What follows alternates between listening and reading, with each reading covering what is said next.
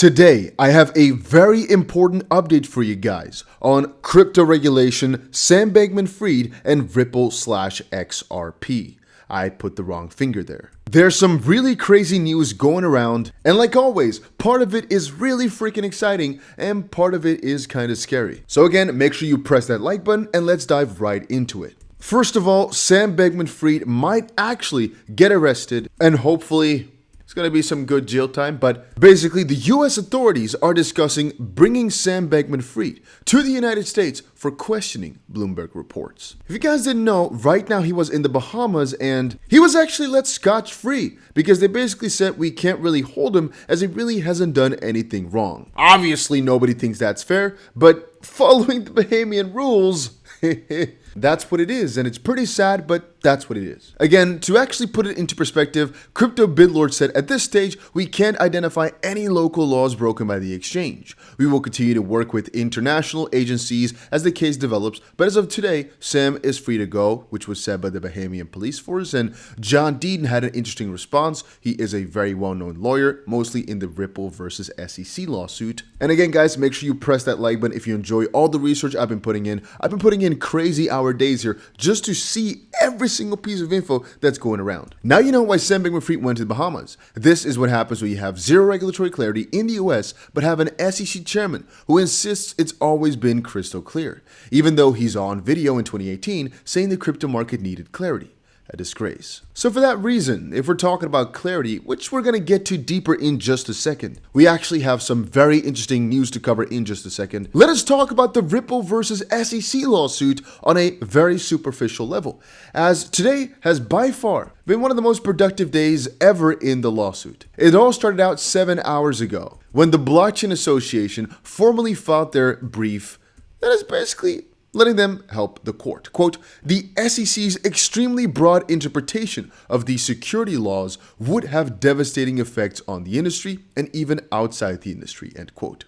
This is again one specific entity, the Blockchain Association, stepping in and telling the SEC to back the freaking living crap off. Again, yesterday I made a video explaining that between now and the next 4 days, a ton of new information was going to be coming out, and things really didn't take that long. Even Paradigm Operations has formally now filed its amicus brief opposing the SEC's characterization of underlying crypto assets themselves as securities. Again, if you don't fully understand the situation just quite yet, do not be too worried. I've gone over all these things in the past and I will surely do them more in the future, but what I'm thinking is the best way to go about it is when all the briefs are filed. You have to understand, there's actually, I believe, 14 of them or so. When all of them are filed, I'll explain to you guys exactly what they all mean, which ones are good, which ones are bad, and just explain you everything you need to know. For right now, let's just quickly read these smaller little lines of what they're all about, as again, we've covered every single one of them in the past, and I'll remind you guys a little bit later.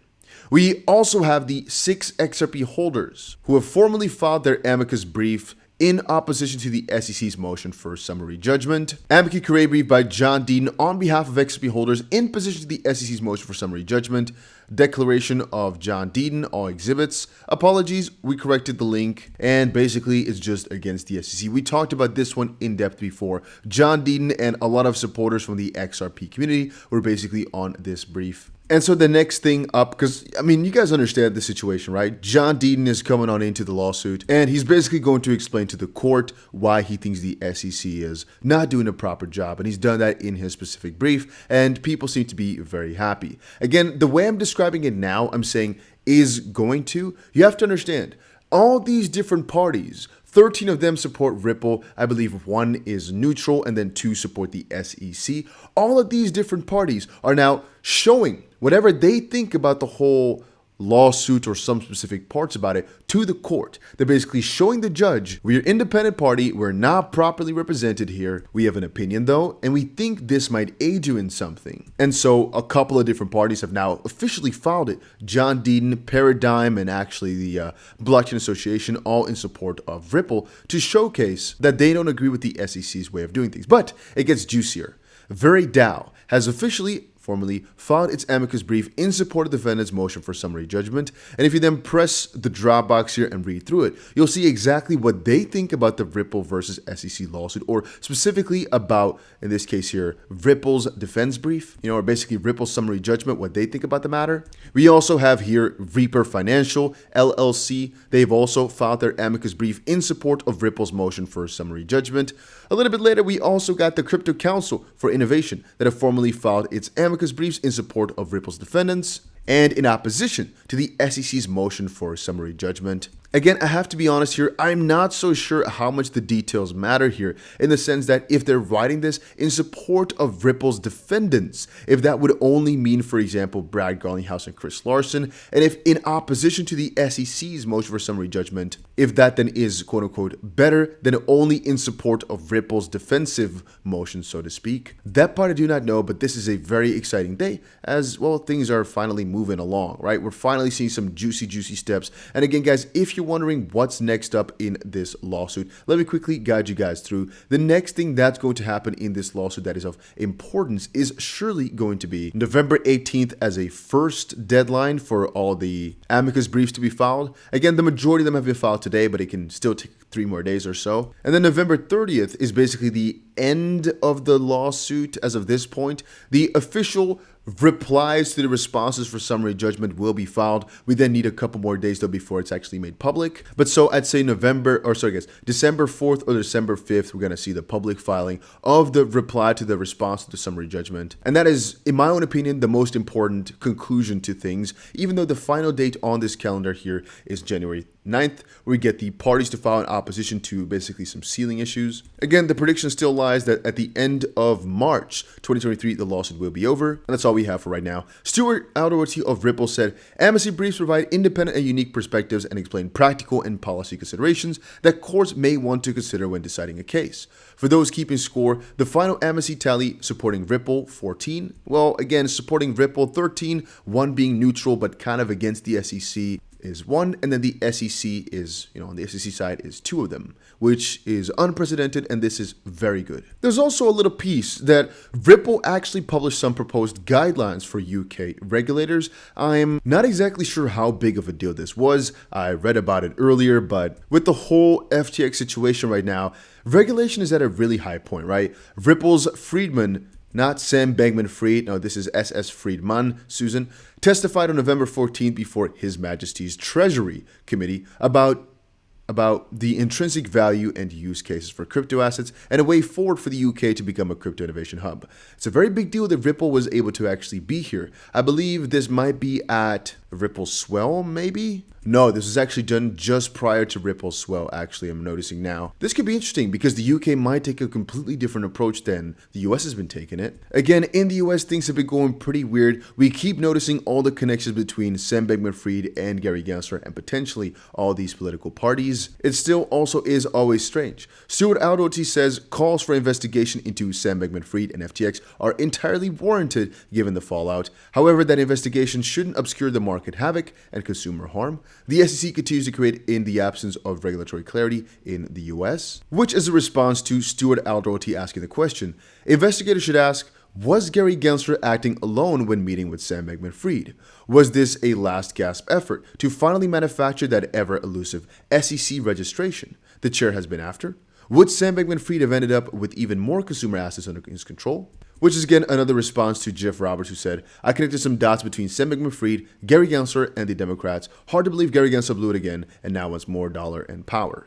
Again, guys, a little while ago, I showed you all a document, and here it is again, that showcases that on March 23rd, 2022, Sam Bankman-Fried also met with the right hand of the chairman, basically senior counsel to the chair over at the SEC, which is Amanda Fisher, and Corey Frayer, senior advisor over at the SEC. This again was the FTX and IEX teams that both basically talked about, including the unique risks. In March 2022, members of the staff of Gary Gensler met with staff of FTX to discuss custody of digital asset securities, interesting phrasing, by special purpose broker-dealers, including the unique risks associated with custody of digital asset securities and the conditional no-action relief.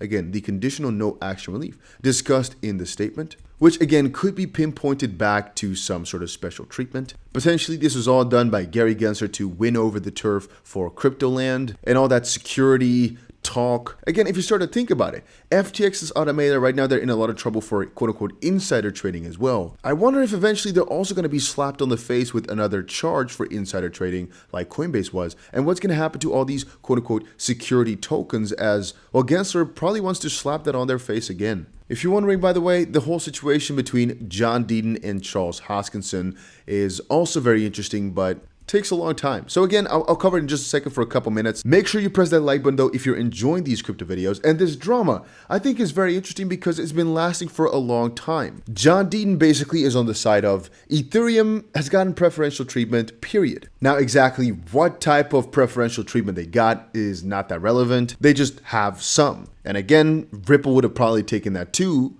but they didn't get the opportunity, and a lot of others didn't get the opportunity, mostly just Ethereum. And Charles Hoskinson is on the other end saying, it's all a conspiracy, what the frick are you talking about? Which is what the big discussion is all about, but today, things have gotten a little bit more spicy. So the spice comes out right here.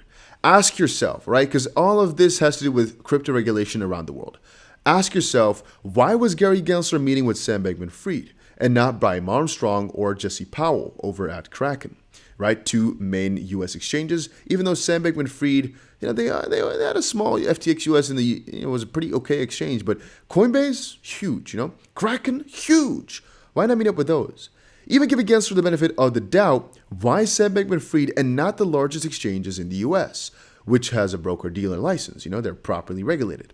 Now, Crawford said, watch out, John, Charles Hoskinson is going to come on your ass and say, come back at you, I guess, to say it's grand conspiracy. And John says, well, just posing some questions. Why? Again, you don't have to assume Gensler was doing anything wrong behind closed doors with Sam Bankman-Fried to ask why did Sam Bankman-Fried have such incredible access to regulators. Charles should be in there talking to regulators way before Sam Bankman-Fried, in my opinion, and that's my point, which again, he's done. He then goes on for a little bit to state that he's done that and that he doesn't believe that going and to say that Joe Lubin of Ethereum bribed the SEC to go after Ripple. The madness damages my hope of a healthy relationship. John comes back to say, well, again, you speak without knowing the facts. If you read my tweets, you would know that I don't really blame Joe Lubin for trying to get this clarity or the free pass. I've said Brad Garlinghouse was doing the same and would have accepted it as well. My focus has been on Hinman. Maybe you shouldn't attribute random trolls that say things to me. How about you point out something that is not based in fact? I've said Lubin could have been more gracious with the regulatory free pass he received, but no one could blame him for trying to get one. And Charles says, I've been relentlessly harassed by an XRP army of trolls since the entire debate began. Why the hell do you guys care so much about my opinion? Which is a fair point. Why is every tweet now filled with people using the grand conspiracy tagline? It's your fan base telling to stop. And again, which this is a crazy statement, honestly, because John also says, well, you have no idea how many trolls and attackers go after him. Again, saying Ethereum has gotten some preferential treatment over the others.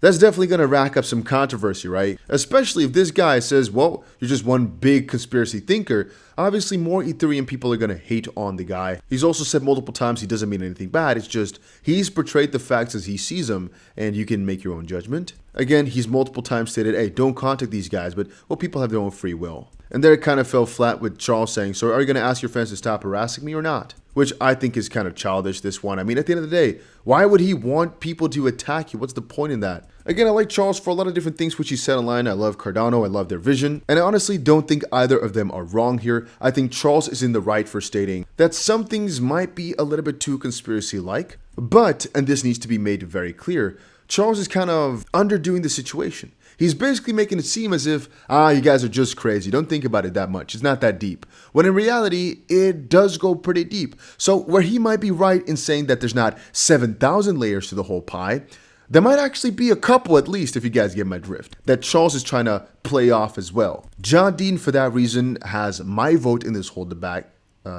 as he's basically stating, well, Joe Lubin, he's not been really gracious through all of this, and there were definitely better ways to approach all this. Not everybody at the SEC is into some crazy conspiracy. Not everything might have been set up to just slam Ripple, but as the facts turn out, things have just been way better for Ethereum, even though it's not necessarily that logical. And guys like William Hinman and even now Gary Gensler have been doing some really crazy things. I mean, take a look at Gary Gensler and what he's done in the FTX debacle here and the whole situation there.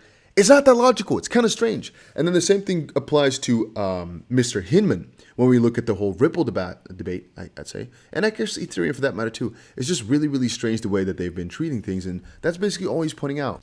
So honestly, it's not that deep, but it's still worthy to cover because you can see the different opinions and the clashing we have in the community. But then at the end of the day, Sam Bankman-Fried still seems to be the biggest problem in all this. And Gary Gensler, I guess, the second biggest. So even though I can't really condemn him to anything, I'd say I still personally think with my own two thoughts, my own personal, my one thought actually. This is not saying they've done anything illegal. This is not saying they have committed any criminal acts. All I'm trying to say is that I think they deserve jail, but that's it. See you guys later.